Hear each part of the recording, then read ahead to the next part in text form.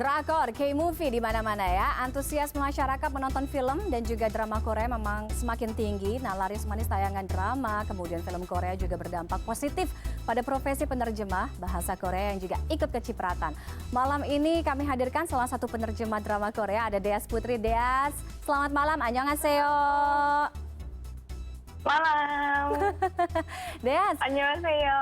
Deas sudah berapa lama sih jadi penerjemah? Jadi penerjemah itu aku sebenarnya udah sekitar 7 tahun mungkin, tapi untuk penerjemah K-dramanya itu aku mungkin baru 1 tahun, 1,5 tahun. Hanya di K-drama, K-movie atau juga untuk penerjemah lainnya? Sebenarnya kalau untuk penerjemahnya itu aku selama 6 tahunnya itu aku interpreter, aku penerjemah lisan lebih banyak. Namun setelah pandemi kan nggak bisa keluar ya, memang ganti jadi penerjemah tulis. Biasanya awalnya menerjemahkan dokumen, terus habis itu aku jadi penerjemah drama, juga film Korea. Oke, sejauh ini udah berapa banyak judul yang kamu terjemahkan? K-drama, K-movie?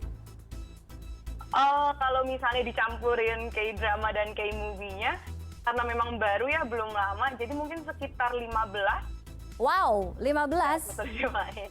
Oke, ada bedanya nggak sih untuk menerjemahkan K-drama atau K-movie antara series kemudian film ini?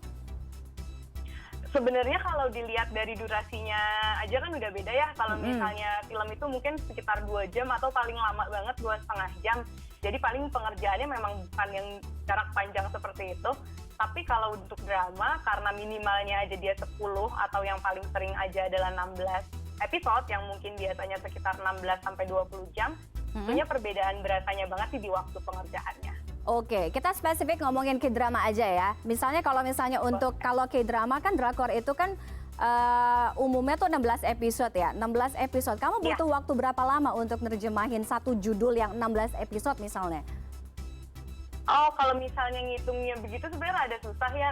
Biasanya aku tuh ngitungnya satu episodenya itu berapa, bukan satu dramanya itu berapa, 16 episode. Mungkin kalau sekitar satu episodenya itu, kalau mengerjakannya kayak santai aja gitu, sambil minum kopi dulu, sambil santai-santai, itu mungkin sekitar 8 jam kalau yang nggak susah banget biasanya. Oke, nggak susah banget itu yang kayak gimana? Itu tergantung genre-nya, karena kan biasanya kalau misalnya sagek itu kan agak-agak beda kan, ya kan? Kemudian kalau misalnya kalau drama kan karena dia bicaranya aja lebih susah, jadi lebih panjang biasanya.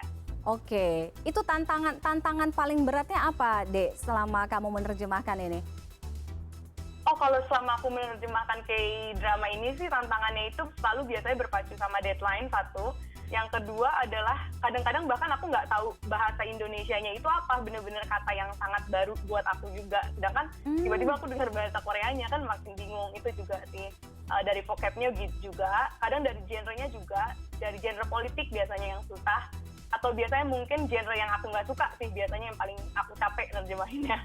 Apa yang kamu nggak suka tuh, yang bikin pusing tuh apa? Genre apa? Horor, biasanya horor. Oh, horor. Kenapa?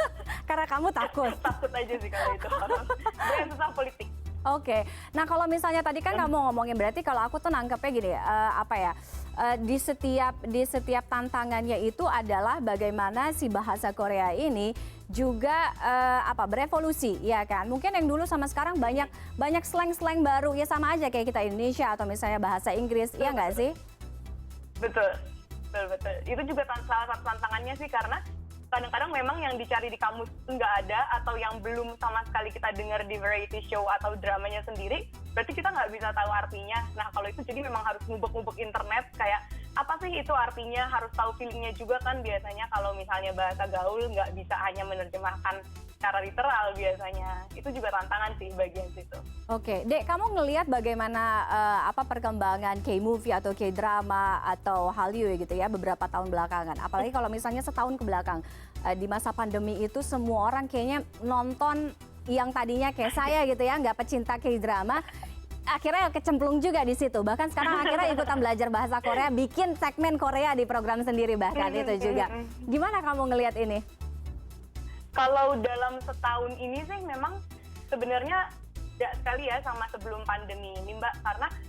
Karena aku running bisnis tempat les bahasa Korea juga, itu berasa banget juga buat kita. Kayak makin banyak orang yang pengen banget belajar bahasa Korea. Demand-nya orang yang mau belajar bahasa Korea itu jauh lebih banyak sekarang setelah pandemi ini. Jadi kayak karena kotaku selalu buka kelas setiap 2 bulan sekali, semenjak dia udah pandemi dia jadi penuh terus gitu karena banyak demand yang mau belajar. Oke, kalau tadi kan kalau misalnya butuh waktu berapa lama untuk translatein ya? Kalau misalnya saya bilang 1 tahun itu berapa banyak judul yang kamu kerjakan atau kamu terjemahkan? 1 tahun karena aku sendiri baru 1,5 tahun ya untuk menerjemahkan K-drama sendiri. Kalau dalam 1 tahun kemarin itu aku hampir 10 mungkin. Oh, oke. 9 mungkin, sekitar 9. Oke. Dan upcomingnya ini pasti masih banyak ya, karena banyak kan terus berdatangan. Oke, Betul. terima kasih Masih banyak. banget kan yang akan datang itu. Deas, terima kasih sudah sharing pengalamannya, profesinya cukup menarik. Mungkin di luar sana banyak yang ingin mengikuti jejak Deas. Ya, terima kasih sudah bergabung dengan Korean Corner CNN Indonesia Connected malam hari ini, Deas. Terima kasih, kamsahamnida.